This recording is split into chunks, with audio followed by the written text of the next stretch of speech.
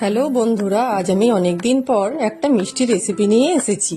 তাহলে শুরু করি রেসিপিটা। আমি প্রথমেই কড়াইয়ে বড় চামচের 1 চামচ ঘি নিয়েছি। তারপর 200 গ্রাম বেসন ওই ঘিয়ের মধ্যে খুব ভালোভাবে আমি ভেজে নেব।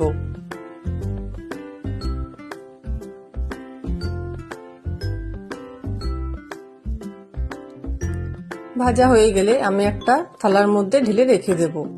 তারপর ওই কড়াইয়ের মধ্যে 1 কাপ চিনি ও খুব সামান্য পরিমাণ জল দিয়ে আমি খুব ভালোভাবে চিনিটা গলিয়ে নেব।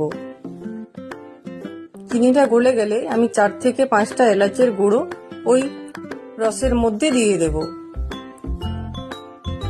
তারপর ভেজে রাখা বেসন ও 1 প্যাকেট আমুল দুধ ওই কড়াইয়ের মধ্যে আমি দিয়ে দেব। তারপর একটা ডোয়ের আকারে করে একটা থালার মধ্যে ঠান্ডা করে নেব। ঠান্ডা হয়ে গেলে আমি একটু গোল গোল করে সবগুলোই পাকিয়ে নেব।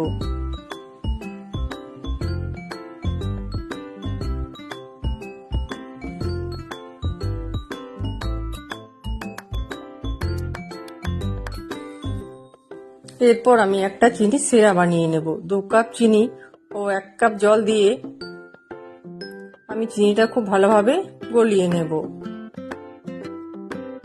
এদিকে আমি একটা পাতার মধ্যে একটু সাদা তেল ব্রাশ করে নেব। তারপর দেখুন একটু সুতো ভাব কাটছে, তখন আমি রসটা নামিয়ে রেখে দেব।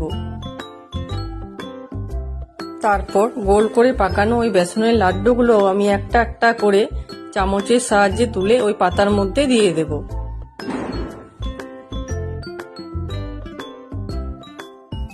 দশ মিনিট আমি ঠান্ডা করে নেব। 10 মিনিট পর আমি একটা একটা করে তুলে নেব। দেখুন কত সুন্দর নিচে একটা লেয়ার বসেছে। তাহলে আমার তৈরি হয়ে গেল মেচা সন্দেশ।